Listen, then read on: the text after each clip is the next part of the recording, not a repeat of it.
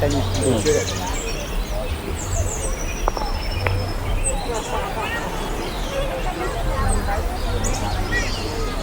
được chanh chanh nó câu nó đang thấy mấy nhỉ chanh chả quá này chanh là không quên đây là phải gôn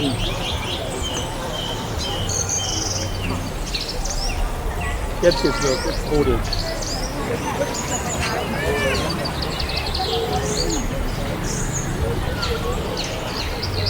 Tít vậy được gì?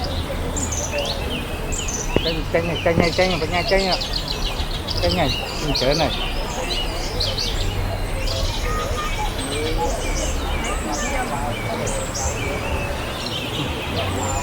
Ôi, nó ngon, vui ngon. Ngon, ngon. Cái này, tôi chờ. Chứ đâu phải mua cô công bia ấy. Nó, chanh này.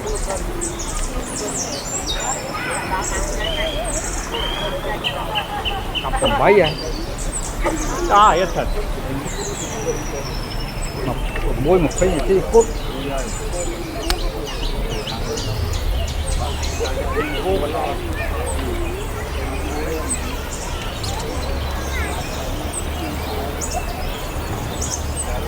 Cô cho ăn được đi.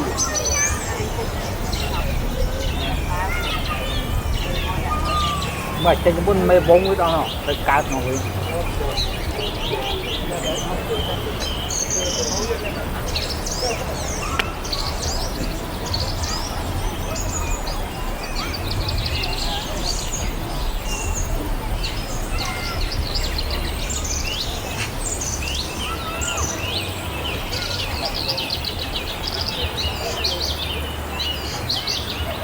No.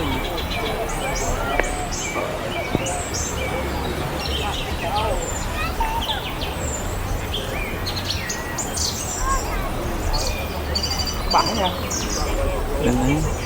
Mình sẽ bắn. Bún.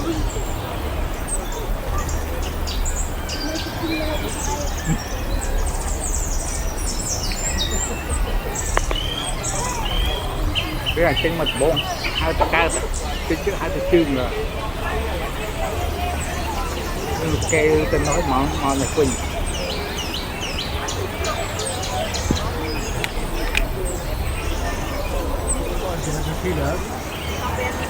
Cái lù cày không mà đâu đi chả có cù được. Rồi sẽ tiến gặp cái gì được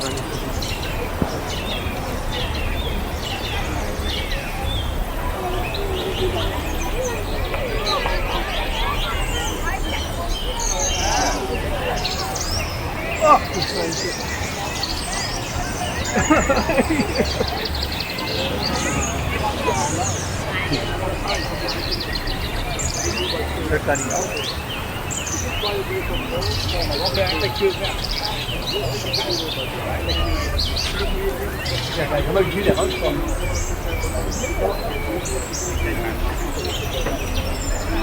Còn phút mà đã uống gì? Nó mà để nhà cái phải chương với nhỉ? Làm bánh đặc cào, cái phải chương mà bông kia mà bông là mà không biết nó lại không cái nào không một Nè, cười thế này. Mạc.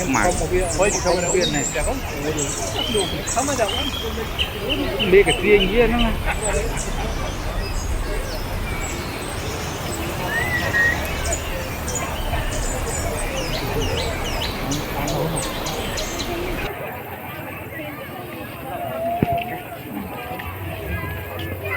cam chua.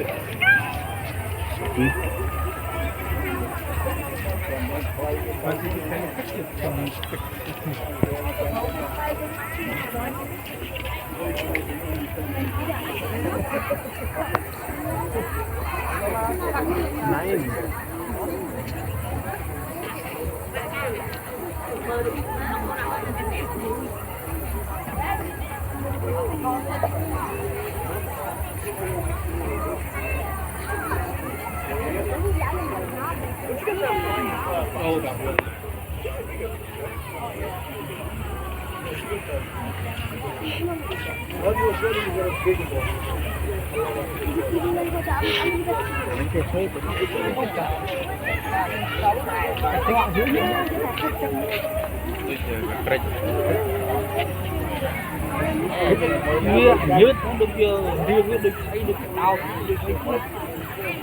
bây giờ khảo chuộng rồi thì bỏ vào luôn việc miền ấy cô ở bài tây việc mẹn bẹt men nó không hưởng tạc lát hai trôi rồi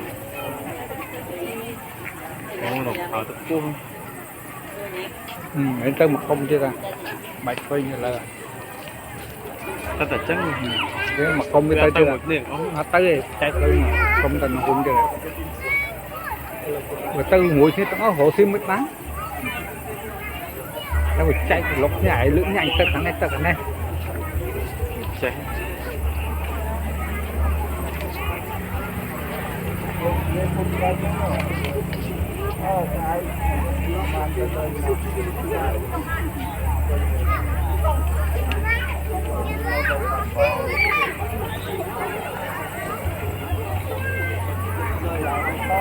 nhưng mà ở đó dương thường ở dùng mặt còn mấy ha thì phải vậy trong qua vậy